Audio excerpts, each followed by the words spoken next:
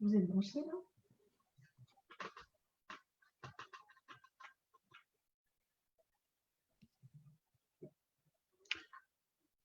On est sur Facebook là maintenant.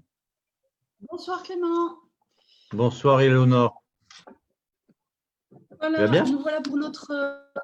Ça va bien, merci beaucoup. Nous voilà pour notre 5e live. J'espère que tu vas bien aussi et que nos auditeurs, ceux qui nous suivent, vont bien également. Donc, on va d'abord présenter notre sujet que vous avez eu d'ailleurs la semaine passée dans le fil de la discussion. On vous a expliqué quels étaient les 7 lives. Et donc, le 5e, c'est gérer ses émotions. Voilà. Alors, gérer ses émotions, bien sûr, ça fait référence à nos émotions. Nos émotions, si on n'en avait que des bonnes, on serait ravis. Et des fois, comme dit Nathalie, il n'y a pas de mauvaises émotions d'ailleurs. Bon, des fois, on a des émotions qui sont difficiles à gérer. Donc, ce qu'on va faire, c'est qu'on va déjà voir quelles sont les émotions qui sont les plus courantes. Enfin, les plus grandes, il y a des grandes émotions qui sont bien sûr la joie, celle qu'on préfère, la préférée de nos émotions, la surprise, une émotion à laquelle on ne pense pas souvent. Ensuite, on a la tristesse, la peur, la colère. Voilà. Et le dégoût. Et le dégoût. Le dégoût, en effet. Absolument. Donc, toutes ces émotions, on les vit très fréquemment. On les vit tous les jours et elles ont une fonction. Donc, la première chose qui est importante à comprendre, c'est que ces émotions, ayant une fonction, il faut être d'accord avec elles. Par exemple, si je suis en colère, si je suis triste, si je suis…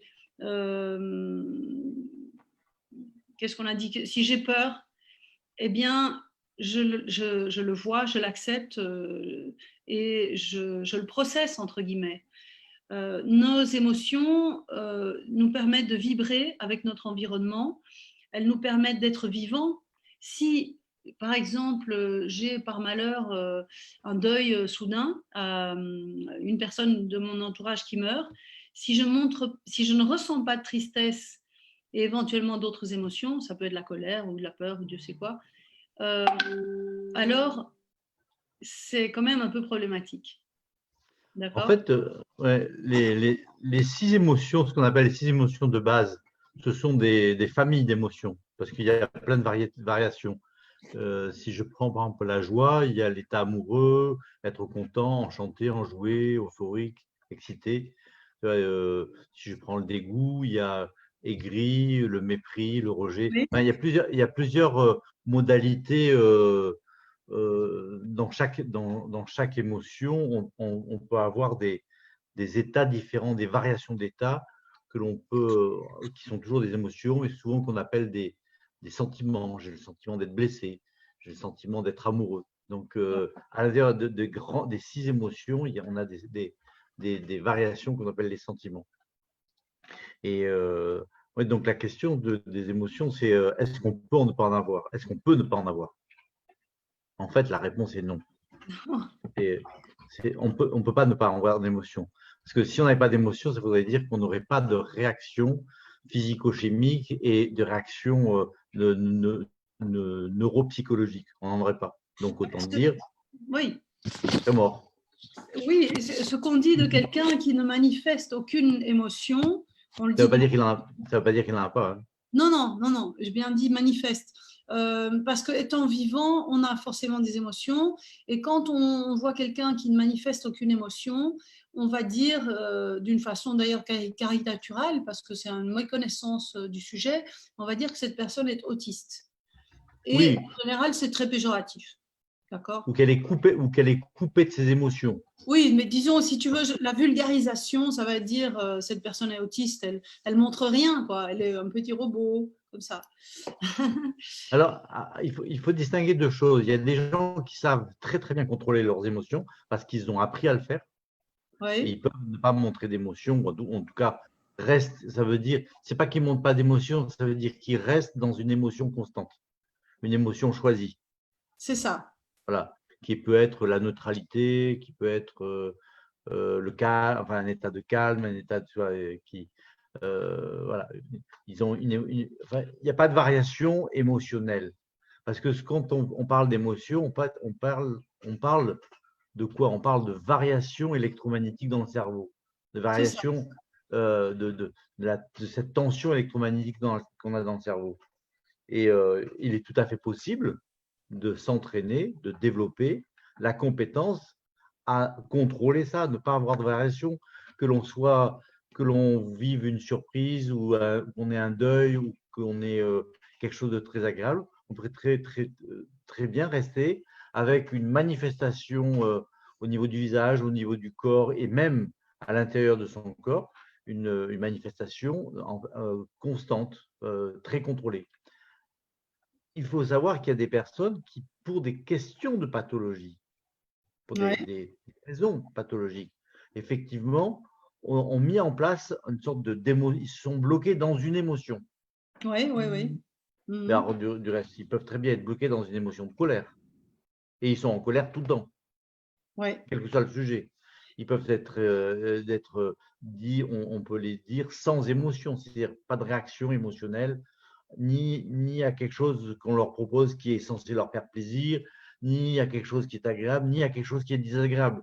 Et on se ouais, dit, ces gens-là sont froids comme. On va employer des expressions, il est froid comme un serpent. ouais, Non, en fait, il y a plein de situations différentes et il faut, ce qui va nous intéresser, c'est le cas classique, le cas moyen, le cas de monsieur et madame tout le monde, qui a des variations, oui, qui est capable d'avoir des variations et de oui, bien sûr, montrer bien sûr, bien sûr. et d'exprimer ces variations. Je vais juste dire une chose avant Et que tu continues, Clément, par rapport à ce que tu viens de dire. Tu as parlé d'état, tu as parlé aussi de, je crois que tu as parlé de maladie, c'est ça que tu viens de dire? pathologie, Pathologie, pathologie. Effectivement, ça va rejoindre ce que dit l'Ayurveda à ce sujet, c'est-à-dire que il existe différentes émotions selon les doshas, donc les trois grandes typologies humaines qui sont Vata, Pitta et Kapha. Vata, ça va être la peur, Pitta, ça va être la colère, et Kapha, ça va être la tristesse, selon les types de personnes que l'on est. Et si l'on est en déséquilibre, on va à ce moment-là avoir une émotion qui va prendre le dessus par rapport à d'autres. Donc ça, l'Ayurveda rejoint ce que tu es en train de dire là maintenant. bien sûr. Oui, oui, Par exemple, si j'ai un oui, déséquilibre pitta, j'ai trop de feu dans le corps, pour des raisons alimentaires, pour des raisons de santé, un déséquilibre hormonal, etc. Et donc la colère va tourner en boucle et je serai tout le temps en colère. hmm. Voilà, Alors, voilà. Je ça, continue, excuse-moi, je t'ai interrompu. en fait, ce qu'on ne sait pas, c'est un peu comme dans la poule et l'œuf, on sait pas qui commence. Est-ce que parce que j'ai une mauvaise alimentation, une mauvaise hygiène, je suis en pita, du coup ça me met dans un état de colère, ou est-ce que des Ah oui, circonstances, ou est-ce que des circonstances de vie m'ont bloqué dans la colère, ce qui fait que j'influence mon système physiologique et je me prédispose à certains types de pathologies c'est ça. physiologiques. C'est ça. Et on a C'est aussi, à la naissance, on est plus d'une certaine. C'est un génotype. Donc en Ayurveda, ce qu'on dit, c'est qu'il y a Prakruti, c'est la constitution de naissance, le génotype, et Vikruti, c'est l'évolution dans laquelle on est. Donc notre génotype va nous prédisposer plus à une émotion ou à une autre. oui, voilà. Ouais, Donc c'est ça. intéressant à Alors, savoir. ce qui est important, c'est le cas le plus courant, monsieur et madame tout le monde, toi, moi, au Voilà. quotidien. Et qu'est-ce que ça veut dire? Pourquoi la gestion des émotions, c'est une clé? Euh, Parce que, bien évidemment, si on vit quelque chose de désagréable et on est en mode très, très réactif, c'est-à-dire qu'on va passer d'un état stable à un état de peur ou de tristesse ou de colère instantanément. S'il n'y avait pas de conséquences à ça, ma foi, ça pourrait être complètement acceptable dans le sens où n'importe quelle émotion est une information de quelque chose qui vient de m'arriver. Et Ouais, donc, m'informe sur quelque chose qui est en train de se passer, sur un déséquilibre ou sur un problème ou sur un danger, m'informe. Ou sur une. Et donc, il y a une fonction utile, très clairement, à chaque variation émotionnelle. Il y a ça. une raison profonde. C'est pas le corps, il ne va pas réagir par hasard. Sauf que si la variation est extrêmement forte, elle se traduit par ce qu'on appelle un stress. Oui, Un stress, donc c'est une tension dans le corps, et en particulier une tension dans le cerveau, qui, elle peut être dangereuse. oui, c'est ça. Et on rejoint la problématique du stress pathologique, enfin des risques de stress pathologique. Une très forte frayeur peut très bien, en fait, déclencher ou programmer une infection, un dysfonctionnement dans le corps. Donc, Oui, le fait de gérer ses émotions et d'être en capacité de les gérer, c'est-à-dire de faire en sorte que justement les émotions ne prennent pas le dessus sur la conduite de notre vie, ne prennent pas le dessus sur le déroulement de ce qui va se passer pour nous, mais c'est fondamental pour d'abord gérer sa santé, éviter les stress et gérer sa santé, garder son cap, être toujours en tension, enfin, en ouais. aliment sur son objectif, parce qu'on a un objectif et il nous arrive un mauvais coup, ok, Ah oui. si, Ça peut nous dévier, nous empêcher de réaliser nos rêves, quoi. ah ben, ça fait prendre des décisions même. Il y a des gens qui, du jour au lendemain, prennent des décisions. Alors, des fois, c'est des décisions heureuses parce que l'émotion vécue a été une prise de conscience qu'ils étaient sur une voie de garage ou une voie qui n'était pas la leur. Oui, c'est ça. Mais Ça peut être positif, effectivement. Même une émotion négative qui va nous dévier de ce qu'on est en train de faire peut, en quelque part, nous sauver la mise. Un peu comme ce que tu parlais à propos des valeurs, Clément. Quand tu avais une valeur qui était touchée, tu as eu une émotion qui t'a fait prendre une décision qui était la bonne. bien sûr. Mais, en fait, les émotions sont, les valeurs ou les émotions sont reliées. Parce que les Bien, valeurs, ce sont des points de repère. ouais, Ce sont nos points de repère de qu'est-ce qui est bon pour nous, qu'est-ce qui n'est pas bon pour nous. Ce sont nos, si vous voulez, c'est une sorte de grille d'analyse et de ouais, traitement de l'information. Alors, bien entendu, s'il m'arrive quelque chose qui n'est pas du tout conforme à ma grille d'évaluation, qui fait que je vais évaluer les choses comme étant agréables, bonnes pour moi et plutôt joyeuses, ben, je vais avoir un écart qui peut m'amener à la colère ou à la déception, à l'angoisse, à la peur, bien évidemment. Et ouais, c'est l'écart entre ce que je pense, je cherche à avoir et ce que j'obtiens, en fait, qui va créer les émotions. Les ouais. émotions, c'est une information qui me donne, enfin, c'est un changement d'état dans le corps qui me donne l'idée qu'il y a un décalage entre ce que je pensais vivre et ce que je vis. Oui, c'est ça. Même si c'est la joie, puisque je pensais par exemple ne pas avoir quelque chose de particulièrement bien, tout d'un coup j'ai une surprise, waouh, c'est la joie. Ben oui, Euh, c'est par exemple l'anniversaire surprise. Tu arrives chez toi, tu penses que c'est un jour comme les autres, tu penses que tu es juste content, tu as envie d'aller te reposer, de voir tes enfants, de voir ton mari, puis tu ouvres la porte et puis tu as 60 personnes qui disent, qui chantent Happy Birthday to you. Tu es surprise, comme c'est tes amis et que c'est d'une attention extraordinaire, tu peux tout de suite passer dans la joie immense. Et c'est bien parce il y avait un décalage entre ce à quoi tu t'attendais et ce qui s'est passé. ouais, ouais, ouais, ouais. Effectivement. Maintenant, qu'est-ce que les personnes qui nous regardent sont dans la question qu'on peut leur poser, c'est qu'est-ce que vous essayez de résoudre? Donc, vous regardez notre live sur les émotions et vous pouvez vous dire, voilà, quelles sont mes émotions à moi. Donc, je vous invite à réfléchir à quelles sont, mettons déjà l'émotion que vous vivez maintenant. Vous avez peut-être de la curiosité, peut-être de la joie de nous voir, de nous retrouver. Peut-être que vous avez vécu des choses pas faciles dans la journée ou dans la semaine et qu'il y a une émotion négative qui traîne dans le coin. Voilà, vous avez plusieurs émotions. Évidemment, ce qu'on veut, c'est résoudre quelque chose. Donc, si vous avez une émotion négative, qu'est-ce que vous voudriez résoudre et quel est votre besoin? Comment est-ce que vous vous sentez? Comment est-ce que vous voudriez vous sentir? Si vous pouviez résoudre, prenons l'émotion de la colère. Si on est souvent en colère, ça a ou triste ou qu'on a peur, ça va avoir des effets sur notre santé, ça va avoir des effets sur notre humeur, bien sûr, hein, forcément, si on est en colère, l'humeur est mauvaise, sur le ressenti émotionnel et physique. Et aussi, on peut être bloqué dans son efficacité ou dans ses objectifs. Par exemple, je veux être un bon parent et je suis tout le temps ou triste ou en colère ou j'ai peur, ben, je vais empoisonner la vie de mes enfants à cause de ça. Ouais. Ce que tu leur demandes, c'est qu'ils écrivent dans le chat les émotions dans lesquelles ils sont maintenant. C'est ça, Ok. exactement, exactement. S'ils peuvent Moi, dire quelles sont leurs émotions et s'ils ont un exemple, éventuellement une ouais, question voilà. là-dessus. Et une question à propos de cet état.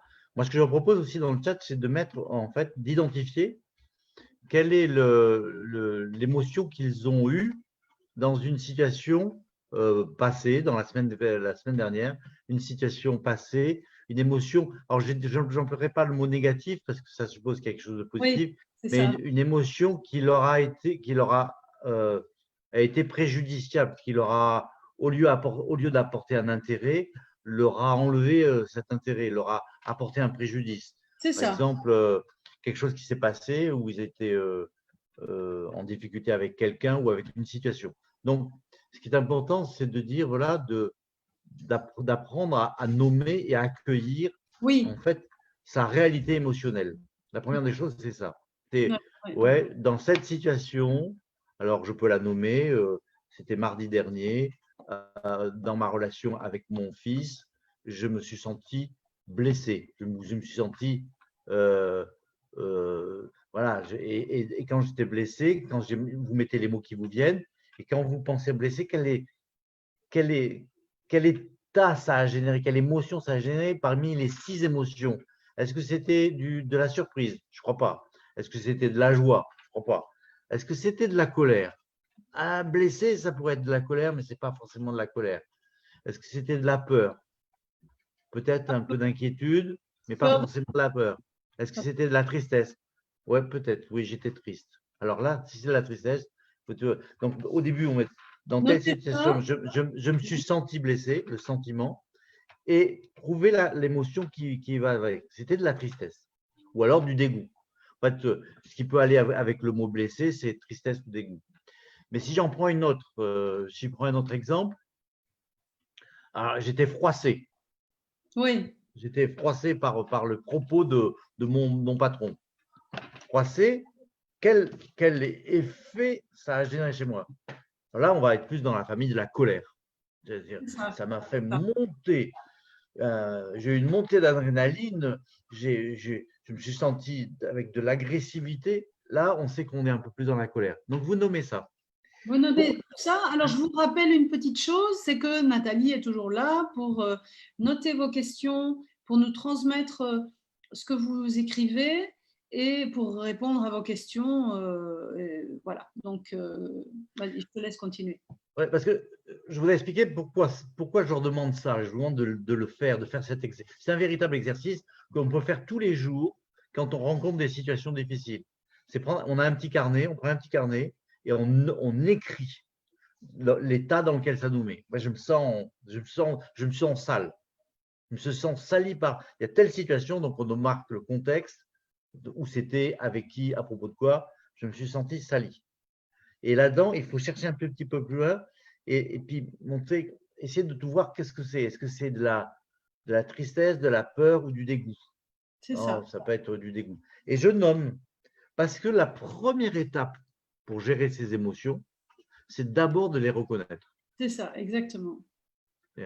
C'est vraiment essentiel. La connaissance de soi, l'éternelle connaissance de soi. Hein. Même si ça ne fait, même si on parle d'un état qui ne nous fait pas plaisir, qui n'est pas associé à l'idée de plaisir, qui n'est pas, qui n'est pas associé à l'idée de beauté ou d'esthétisme, mais on le nomme. Parce qu'à partir du moment où je le nommais, en fait, je vais pouvoir commencer à en sortir. Ouais. Sans conscience de ça, je ne peux rien en faire. Je ne peux pas travailler dessus. Ben, c'est difficile. C'est pas que je ne peux pas travailler dessus, mais je l'ai à l'intérieur. Je suis associé. C'est-à-dire que si je nomme pas les choses, je ne les mets pas à l'extérieur, elles sont à l'intérieur. Et en fait, je deviens mon émotion. Alors qu'on n'est pas son émotion. On vit une émotion. Et une émotion, elle est passagère. Elle n'est pas moi. Oui, c'est ça. Elle est juste un phénomène que je viens d'enregistrer, que je viens de vivre, ou qui peut durer longtemps, mais que je suis en train de vivre à propos d'une situation. Mais ce n'est pas moi. C'est un petit peu comme s'il y avait des couleurs, si tu veux, comme un spot rouge, un spot vert, un spot bleu, et tu passes en dessous du spot, tu as la couleur, mais ce n'est pas toi. Donc l'émotion, c'est comme si c'était une couleur qui venait nous toucher et qui nous donnait un aspect, mais c'est pas voilà. C'est une belle métaphore, oui, ce serait intéressant même quand on sera en live, on pourrait faire ça avec des spots, ce serait intéressant de mettre ça en scène. Et bien sûr, la couleur rouge, ce sera la colère. Voilà, et vert, ce serait la peur. Bon, ça, c'est un peu un cliché. Mais c'est un peu ça. Tu sais, il y a une raison à tout ça. Hein. C'est, comment on appelle ça? C'est dictons, pas des dictons, mais enfin, ces paroles, ce qu'il y a dans le langage courant, ça traduit quelque chose. Donc, souvent, oui. Voilà. Ok, donc nous maintenant, nous avons déjà fait ces différents. Mais vers de Comment? Ah, on a un petit problème de son. Attends, je fais juste une petite chose. Donc, je ne sais pas si vous avez déjà répondu à notre question. Juste pour rappel, on a vu dans nos différents lives les différents objectifs, enfin les différents points clés comme les valeurs, la vision, l'objectif, etc. Et maintenant, on va vous envoyer un petit carnet avec des exercices que vous allez pouvoir faire chez vous sur chacun de ces points qui ont été mentionnés pendant le live. Et donc, aujourd'hui, on est au 5e. Il nous en restera donc 2 autres. Et vous aurez les explications pour faire les exercices la fois prochaine. C'est-à-dire que là, vous allez recevoir le cahier d'exercices. Et si vous avez des questions par rapport à ces exercices, vous pouvez nous poser les questions la fois prochaine. Donc, parce que bien sûr, ce qu'on veut, nous, c'est vous donner une solution par rapport à ces difficultés à travers la PNL et à travers l'Ayurveda également. Ce sont des lives de PNL, mais comme on est un centre ayurvédique, bien sûr, on ne sera jamais en reste de petits conseils ayurvédiques pour équilibrer les émotions également. Voilà. Ok, donc maintenant, ce qu'on peut se poser comme question, c'est on voit les émotions qu'on a, quelles sont les émotions qu'on voudrait avoir, comment on voudrait se sentir, comment on voudrait pouvoir gérer ses émotions et comment est-ce que vous imaginez que vous avez une émotion récurrente que vous n'aimez pas et qui est difficile. Comment serait votre vie si vous pouviez mieux gérer cette émotion quand, par exemple, elle vous envahit et que vous n'en voulez pas? Voilà. Alors, c'est la suite de ce que je disais tout à l'heure. Par rapport au fait de nommer les émotions, c'est une première façon de mettre à l'extérieur. C'est une façon d'autonomie, mais ce serait un peu la même façon qu'il y a quand on va voir un confident et on s'en remet à lui, on lui explique ce qui nous arrive. Donc, le fait qu'on partage notre peine, notre tension, notre colère, fait que un petit peu, elle se met à l'extérieur, elle est prise en charge par quelqu'un d'autre qui peut nous donner un retour qui va nous apaiser. Et on fait ça, et rien que le fait de mettre à l'extérieur fait ça. Maintenant, une fois que j'ai nommé, mettons, j'ai nommé la tristesse ou la colère, je vais pouvoir agir dessus. Et la première chose à savoir, c'est que on est submergé par une émotion à partir du moment où on est associé à elle. Oui, c'est ça. C'est ça. Si Bon, on arrive à se dissocier, ce qu'on la appelle dissociation. se séparer de l'émotion, en fait, on sait qu'on l'a eu, on n'aura plus que le souvenir de ce qu'on vient de vivre, mais on ne sera plus dans le même état. Donc, tout le travail de gestion des émotions, par exemple, ce qu'on appelle la prise de recul, la distanciation, la prise de hauteur, regarder autrement, en fait, ça consiste à se dissocier, à se séparer, Ouais, et là, dans la fraction de seconde, passer de je suis dans l'état à j'y suis plus. Ouais. c'est ça. Imaginez, vous êtes là en train de nous écouter devant votre ordinateur ou votre téléphone, vous êtes associé à une émotion, reculez-vous juste de 50 cm, reculez votre siège, reculez laissez votre appareil et reculez et regardez l'appareil, mettons de 50 cm plus loin ou d'un mètre. Ouais, Vous allez voir que vous n'avez pas la même émotion. tout Vous êtes à en fait. train de imaginez que l'émotion, vous la mettez dans l'appareil et que vous reculez. Vous Ok. n'allez pas avoir la même perception. Voilà. Un peu comme si tu rentrais dans un film qui est ta vie et tu Voilà. sors du film et tu te regardes en train de vivre ta vie, comme on fait dans les exercices de PNL. Et comme on fait dans un film. Parce que quand on regarde un film, par exemple un film où il y a des Oui, accidents, on ne rentre pas dans l'émotion de l'accident, à moins d'être très, très, très, très, très empathique. Et pour certaines personnes, ça peut poser des problèmes. La plupart du temps, on peut regarder un film, même un film horrible, un film d'horreur, et pourtant, on sait bien que c'est un film, et on regarde ça en étant dissocié. moi j'ai du mal, hein. Le film d'horreur, c'est pas pour moi. Ah, moi aussi, moi, j'y arrive pas. Moi non plus. C'est horrible. Mais, Je suis trop. Non. non, mais par exemple, qui n'a pas déjà vu un film de guerre Oui, ou un film triste. Alors par contre, ou je un peux film triste? regarder un truc, je pleure. Voilà, je suis un très bon public.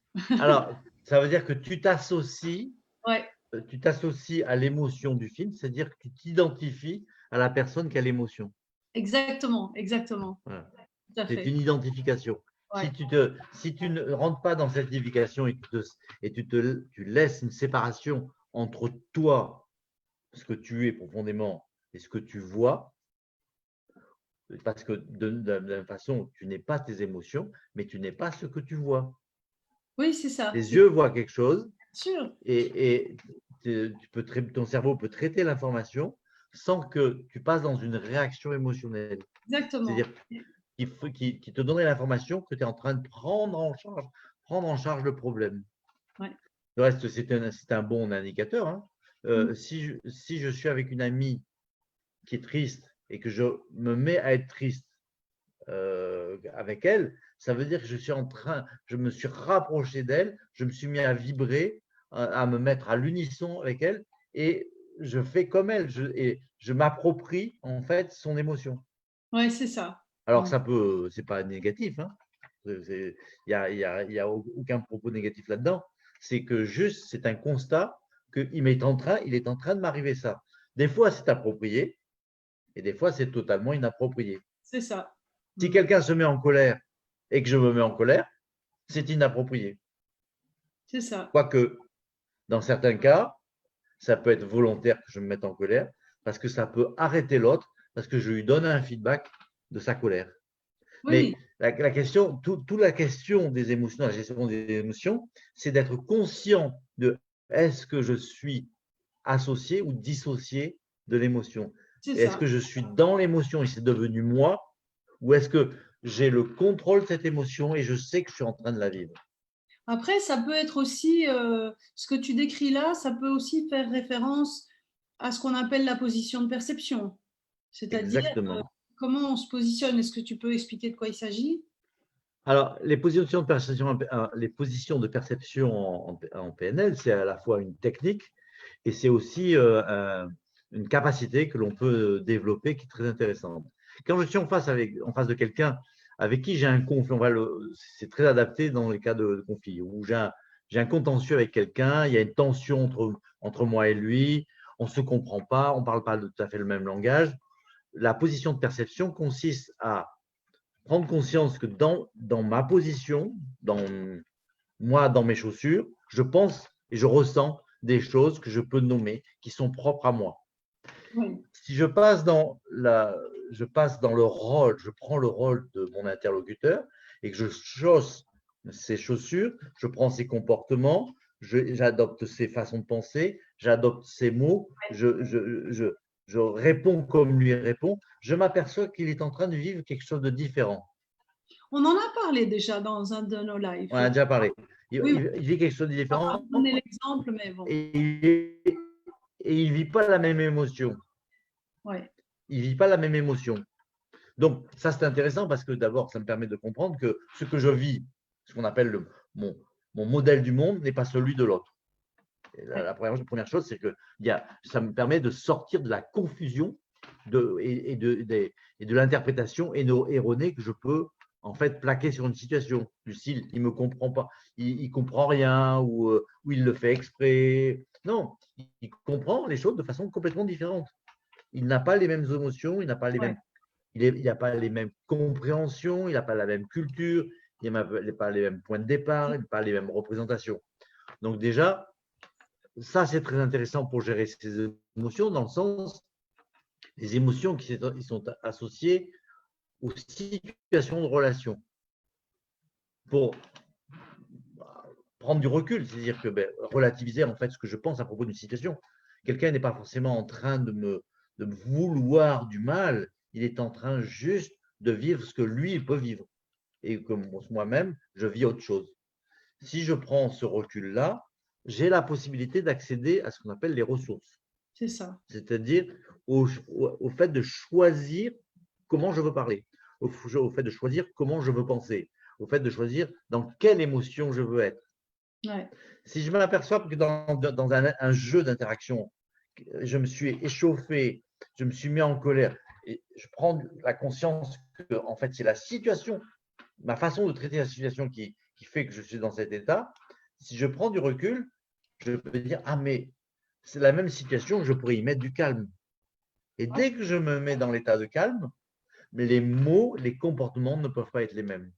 Le contexte peut être le même, mais ma façon de le traiter se met à changer. Donc, c'est un très bel outil, les positions de perception, à apprendre à maîtriser pour pouvoir justement gérer des situations, soit a posteriori, parce qu'on vient de vivre quelque chose de difficile, on veut comprendre, soit en live, quand je suis en face de quelqu'un et que je vois que ça commence à être, ça commence à se tendre, hop, si j'ai le réflexe de la position de perception, en fait, je fais un pas de côté mentalement ou réellement et je m'imagine à la place de l'autre. c'est ça, c'est ça. Je ne peux plus tenir mon émotion de base. Ouais, c'est ça. Et ça me fait penser à un autre truc qui est la référence interne ou externe. C'est-à-dire, quelque part, c'est aussi un positionnement, la référence interne-externe. Je sais pas Alors, si tu es d'accord on avec en avait déjà parlé, je crois, mais la notion de référence interne et référence externe, bien entendu, va jouer sur les émotions, mais c'est quelque chose un petit peu différent dans le sens, la référence interne ou externe, c'est la notion de d'où vient la décision de sens que j'attribue aux choses, Oui, aux situations. Est-ce que ça vient de moi? Est-ce que ça vient de mes propres références construites à partir de mes expériences, à partir de ma vie ou de ma propre pensée? Ou est-ce que, mes décisions, le sens que j'attribue aux choses, c'est l'avis de l'autre ouais. qui le détermine? Mais tu C'est, vois pourquoi je dis que c'est une position de perception dans un sens, parce que c'est où je me mets dans mon monde et je traite ce qui m'arrive avec mes références, où je me mets dans le monde de l'autre, j'utilise le monde de l'autre pour traiter ce qui m'arrive. C'est dans ce sens-là que je veux dire ça. Bien sûr, c'est pas tout à fait exact, hein, mais ce que ouais. je veux dire, c'est voilà, c'est une notion qui est aussi très très intéressante. Euh, Avant. ouais, et ça fait partie de ce qu'on appelle les métaprogrammes en PNL. Ce sont ces structures mentales totalement inconscientes qui, en fait, sont complètement inclus dans notre mindset, dans notre façon de penser, dans notre organisation interne, qui nous font traiter automatiquement les situations d'une façon plutôt que d'une autre. C'est ça. C'est-à-dire, si je suis en référence interne, tu me poses une question, je suis capable de te dire non parce que ça ne m'intéresse pas. Si Ouais. je suis en référence interne, je vais dire oui, non, mais mais ça sera un oui très affirmé. Si je suis en référence externe, je vais te dire ah, peut-être. Qu'est-ce que tu en penses? Tu préfères comme ça? Ouais, Tu vois, c'est une autre, ça va générer un autre type d'attitude. Alors après, par politesse, on peut très bien adopter ce que l'on ferait dans le cadre d'une référence externe, mais la plupart des gens font ça de façon automatique, sans le contrôler. ouais, Alors, quel est le rapport avec les émotions? C'est que bien évidemment, quelqu'un qui est très clair sur ce qu'il pense, ce qu'il va faire, ce qu'il va faire, qu'il va faire ou pas le faire, il a une forme de, de, de contrôle sur son état. Et l'aboutissement du développement personnel, un des aboutissements du développement personnel, du chemin de développement personnel, consiste justement à développer la notion de référence interne. c'est ça. C'est-à-dire d'être conscient de ce qui me constitue, d'être conscient de mes choix et des raisons de mes choix, et de prendre la décision non pas en référence à l'autre, mais en référence à moi-même. C'est ça. Donc, forcément, ça me met dans un état qui va être plus, en tout cas, c'est un état plus d'affirmation, de confiance, et ça va générer une émotion qui est une émotion peut-être plus dans la famille de quelque chose de joyeux, en tout cas, au moins qui me mettre dans un état de plaisir qui fait que je serai plus proche de l'émotion que l'on cherche à avoir, qui est plutôt celle de joie, que les autres émotions. Mais Ouais, là encore, les autres émotions, elles sont nécessaires. ouais. C'est très important, par exemple, d'être triste. Tu Qu'est-ce peux que ça veut donner, dire être tu Qu'est-ce peux que donner c'est un exemple? Bah, être triste, c'est être touché par quelque chose. Déjà, ça peut être ça. Ça veut dire être en lien avec les autres, je dirais. Ça peut être en lien. Être triste, c'est en particulier quelque chose comment dire, qui arrive quand on perd quelque chose, on perd quelqu'un, mais quand on est déçu, enfin, on a une forme on s'attendait à quelque chose et on s'attendait à une situation plutôt agréable compte tenu du contexte. Et puis, au lieu que ça soit quelque chose d'agréable, c'est quelque chose de désagréable. Ouais, Euh, on s'attend à un geste d'amour et puis au contraire c'est un geste, enfin, c'est un état de colère qu'on a en face avec des reproches comme ça. Donc ce décalage va générer en fait l'idée d'insatisfaction profonde par rapport à ce qu'on cherche. Et la tristesse, elle est intéressante parce qu'elle permet de dire mais qu'est-ce qui se passe? Qu'est-ce qui me rend triste? Quelle est quel est le critère qui a été violé? Quelle est la valeur qui n'a pas été satisfaite? ouais, Et surtout, bien évidemment, qu'est-ce que je peux faire pour en fait gérer ma propre tristesse? ouais, Moi, ça m'était arrivé par rapport à la colère. Un jour, je me suis vraiment mis très en colère contre un associé qui voulait me faire faire quelque chose que je ne voulais pas faire. Et ça m'a tellement, je me suis tellement fâché que j'ai rompu la relation. c'est C'est ce un dont peu, tu avais parlé à propos voilà, des j'en valeurs. ai déjà parlé. C'était catégorique. C'était catégorique. Mais en fait, le lendemain, quand j'ai réfléchi, d'abord, j'ai me dit, mais qu'est-ce qui se passe, Clément? Au tout début, j'arrivais pas à nommer le mot colère. J'avais juste le souvenir que ça avait été tendu, qu'il y avait beaucoup d'électricité dans l'air et qu'il y avait il y avait eu des propos très désagréables d'un côté comme de l'autre. Je dis, mais qu'est-ce qui s'est passé? Qu'est-ce qui t'arrive, Clément? C'est quoi? C'est dans quel état? Et puis, j'ai commencé à me poser la question, c'est dans quel état? Et c'est quoi? Et je dis, bon, ok, et en cherchant, mais ça me met en colère. Je sens de la colère. Donc, j'ai nommé le mot colère. Je reviens à ce que je dis, le fait de le nommer est très important. J'ai nommé le mot colère. Et je dis, mais qu'est-ce qui te met en colère? Qu'est-ce qui a pu te toucher enfin, et créer une réaction aussi caricaturale. Et Ouais. j'ai cherché, j'ai dit, mais là, la situation, qu'est-ce qu'elle… C'est quoi là? Alors là, on cherche toujours les trois choses qui, en fait, sont la cause de ces grandes variations en agréable ou en désagréable. C'est toujours soit des critères, soit des valeurs, soit des croyances qui sont satisfaits ou pas Oui, satisfaits. Mhm. Voilà. C'est quand ils ne sont pas satisfaits, quand c'est des critères ou des valeurs ou des croyances qui ne sont pas satisfaits, ça peut être jusqu'à la notion de critères, valeurs violées. C'est-à-dire tellement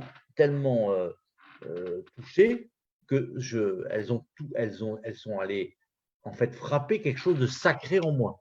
C'est Alors ça. là, et qui me met en réaction. Mais ça peut fonctionner dans l'autre chose. Qu'est-ce qui fait que j'ai une émotion de joie et que je peux avoir des larmes de joie? C'est pareil. C'est que j'ai été touché par un geste, j'ai été touché par… mais ce geste, si je regardais, ce serait quoi? En quoi c'est important? Ce serait peut-être la gentillesse, ça peut être la tendresse, ça peut être la sensation d'être aimé. D'accord? Ça peut être dans les choses agréables comme désagréables. Ouais. Et à partir de ce moment-là, ça découvre en quoi c'est intéressant. C'est d'abord, si on est dans des émotions comme la colère qui ont des conséquences, qui peuvent avoir des conséquences jusque sur la santé, il vaut mieux apprendre à les gérer. Mais c'est clair, surtout oui. ce qui est intéressant, c'est que ça te donne quand ça nous est arrivé, ça vous arrive, ça vous donne des informations essentielles sur ce qui est important pour vous. Ouais. Mhm. Donc, les émotions que l'on vit, ce sont des indicateurs de connaissance de soi-même. Ouais, tout à fait, effectivement. Dans le Du sens, coup, ce qui est important, ce qui n'est pas important. ok. Faut gérer. Donc, la question maintenant, on a balayé l'idée d'enlever des… Enfin, moi, je pense que vous avez compris, on a balayé l'idée d'enlever les émotions. Ça, c'est clair.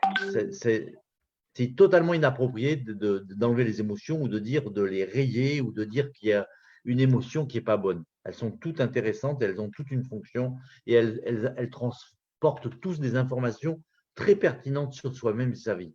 Ouais. La question, c'est de savoir gérer dans le sens, quand je vis un état de colère, en fait, j'ai besoin de 30 secondes d'information pour avoir l'information. Je n'ai pas besoin de plus. Donc, si j'ai un moyen pour, quand quelque chose me met en colère, d'immédiatement en sortir et passer dans un état qui est un état plus confortable, c'est ça qu'on appelle gérer ses émotions. Oui, d'accord. Tu as besoin de pas beaucoup de temps pour avoir l'information. Et du coup, une fois que la fonction, comment dire, de transmission de l'information a été faite, on peut passer directement à autre chose. On n'est pas obligé de rester dans la souffrance, de la colère longtemps. Ou… Voilà. Plus vite on comprend, Alors, plus vite on peut passer à autre chose. et on peut faire autre chose, bien évidemment. Donc, il faut savoir, je l'avais déjà expliqué, mais une émotion dure, d'un point de vue électromagnétique, elle dure 7 secondes. Et en Wow. fait, pourquoi elle dure, on a le sentiment qu'elle dure longtemps, c'est qu'en fait, à l'intérieur de nous, notre pensée redéclenche en permanence le phénomène. Ah, ok, d'accord. Donc, Elle on fait une courbe comme redescend. ça, puis une courbe comme ça, puis une courbe comme ça, puis une courbe comme ça. Et quand on regarde, avec ce qu'on appelle la rémanence des émotions, la rémanence des états, c'est-à-dire le fait que on monte on monte en tension, mais on ne redescend pas tout de suite en détente. On est tendu et il faut le temps de redescendre en détente. Ouais. Ben, si on réimpulse une information désagréable en permanence, on reste tendu. On a l'impression d'être tendu en permanence. Or, Ouais. l'émotion, elle n'a pas duré longtemps. Donc, ça, c'est très important pour gérer les émotions. C'est que s'il m'arrive quelque chose de désagréable et que je laisse passer comme ça, tranquillement, 7 secondes après, j'ai plus l'émotion. Elle est passée. Ça, C'est-à-dire c'est que l'idéal. si j'arrive à faire le vide dans ma tête instantanément, elle est passée. Alors, une des premières techniques de gestion des émotions, c'est la respiration. Ouais. Quelque chose vient d'arriver. il est intéressant de développer le réflexe à ce moment-là, de respirer et faire des respirations contrôlées. Le pranayama, c'est ce que l'Ayurveda utilise effectivement pour l'anxiété, pour même pour la colère, pour tout ça. Et je dis bien mon contrôler parce que c'est le contrôle, c'est le fait de contrôler la respiration qui me permet de reprendre le contrôle sur ce déclenchement automatique émotionnel. Ah, c'est ça. Ouais. Tu reprends les rênes du système. Voilà. Et je me donne un petit peu de temps pour que ça redescende. C'est ça, exactement. Juste ça. Je fais redescendre en fait la tension. Donc, je passe de tendu à détendu. En somme, il y a des petites choses très simples qu'on peut faire qui peuvent nous permettre de prendre le recul nécessaire dans le cas d'une émotion envahissante. Le fait de comprendre, d'abord, de comprendre la fonction de l'émotion, passer un message. Plus le message, on accepte de l'entendre rapidement, c'est-à-dire on s'arrête, on regarde l'émotion, on se dit « Ok, je prends le message », on peut passer à la suite du programme. Et à ce moment-là, quand on comprend que l'émotion, elle repart en boucle à cause de la pensée, par exemple, tu imagines un type qui est en colère, il se fâche, et puis ça redescend, et puis tout d'un coup, il repense à ce qu'il met en colère, oh, il se refâche, et puis il oublie, oh, il se refâche, et puis il oublie. On voit des gens comme ça qui bondissent à chaque fois en repensant à ce qu'ils n'aimaient pas. Ok, et après, quelques petites solutions extrêmement simples peuvent nous aider à physiquement. Est-ce qu'on pourrait dire que respirer comme ça, consciemment, c'est faire une rupture de schéma? J'ai des idées qui me viennent comme ça, tu vois. Le fait de prendre conscience que je suis submergé par une émotion désagréable ou limitante et de décider de passer en contrôle conscient de ma respiration, effectivement, je fais une rupture de schéma physiologique. C'est ça. Parce que quand tu es énervé, tu vas respirer comme ça rapidement. Et puis quand tu vas respirer lentement et expirer lentement, bah, tu casses le schéma dans lequel tu es, quoi. Ben oui, parce que généralement, une émotion, en fait, à chaque émotion, il y a une physiologie qui correspond. Par exemple, dans l'émotion, enfin plus exactement, à chaque tension émotionnelle, il y a une physiologie qui correspond. Quand on rentre en tension émotionnelle, donc il y a une tension électromagnétique, généralement, la respiration s'accélère. C'est ça. Par exemple, vous avez dû vous qui nous écoutez, vous avez dû le remarquer. Quand vous êtes en colère, vous parlez plus vite, vous respirez plus, la respiration est beaucoup plus courte et le niveau sonore est élevé et vous êtes plutôt dans les aigus que dans les graves.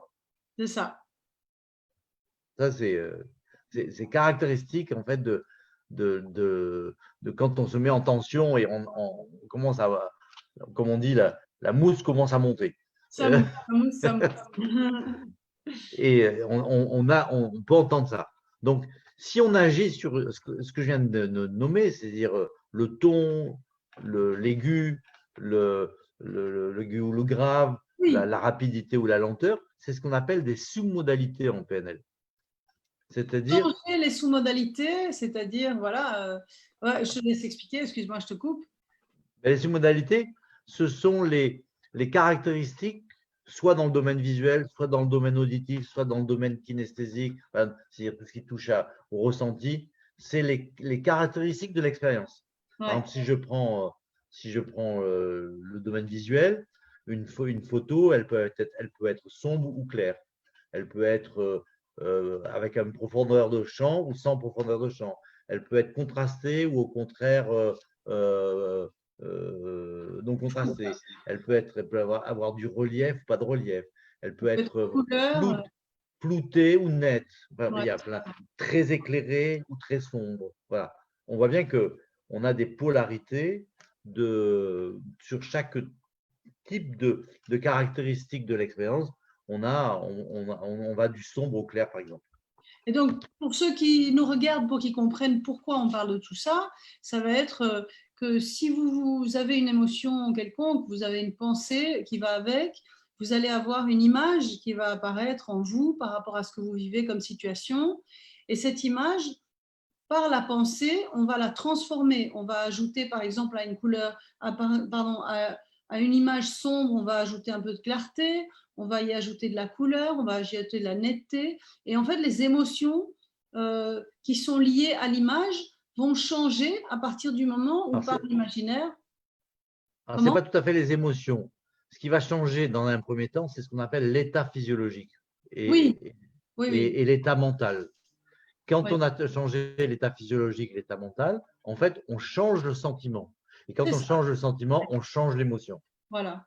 Donc voilà, ça c'est un exercice qu'on fait typiquement de travail sur les sous-modalités qu'on fait dans nos formations, évidemment, hein, pour transformer la façon dont on perçoit une situation. Alors, ce que je répète, je cite Nathalie une fois de plus, mais j'adore sa citation, on n'apprend pas à nager dans un livre. Ce genre de choses, typiquement, il faut vraiment les vivre. Et du coup, je vous invite, ceux qui nous regardez, à venir, je crois que c'est le 27, je vais vous dire ça exactement, je fais une soirée de présentation de la PNL, non, c'est le 25 juillet, donc au centre AIMSA. Nous faisons une soirée qui commencera à 16h et qui finira vers 18-19 heures, pendant laquelle on va vous proposer une conférence sur excusez-moi, une conférence sur la PNL et des exercices de ce type-là pour que vous puissiez vivre vraiment ce que c'est la PNL, parce que vraiment expliquer la PNL de cette façon-là, ça n'a absolument rien à voir avec le fait de le vivre, autant que vous allez apprendre des gestes. Tant que vous ne plongez pas dans l'eau, vous ne comprendrez pas ce que ça veut dire de flotter grâce au mouvement que vous faites. Voilà. Donc, pour conclure, on arrive un peu vers la fin. Oui, dis-moi, Clément. Ben, en fait, tu as complètement raison. C'est-à-dire que les émotions, c'est quelque chose, c'est la partie, ça fait partie de ce qu'on appelle de la structure, du fonctionnement mental d'une personne, mais c'est ce qui nous relie à la partie vitale, c'est-à-dire à l'élément vie. Donc, si on ne le vit pas dans son corps, intellectuellement, on peut comprendre plein de choses, c'est une évidence. Et puis, je vous invite à tenter tous les types d'expériences que vous voulez à partir des livres ou des exercices qui vous ont proposés. Ce qui est important, c'est que quand on fait une formation, en fait, on a des feedbacks de la part du formateur, mais on a des feedbacks aussi entre stagiaires. Et là, on peut arriver à approcher en fait les concepts, mais non pas intellectuellement, mais les approcher d'un point de vue beaucoup plus corporel. C'est vraiment impressionnant, ça, hein, vraiment. Et c'est fondamental parce que toutes nos décisions sont prises dans l'inconscient.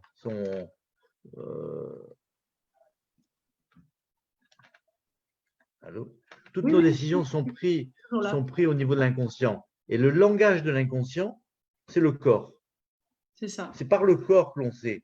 Et c'est pour ça que repérer ces états émotionnels et ces états physiques, ces états mentaux, nous donne une information extrêmement importante sur qu'est-ce qui est en train de se passer dans mon inconscient.